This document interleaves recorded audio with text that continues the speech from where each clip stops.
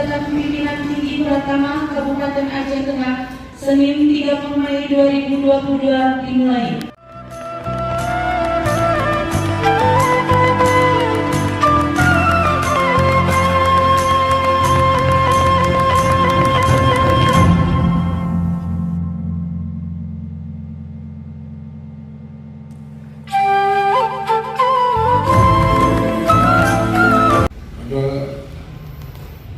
Pimpinan baru di dinas kepada saudara bekerja akan sekarang ini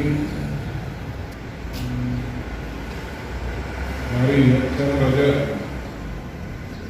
tingkatkan satu loyal saudara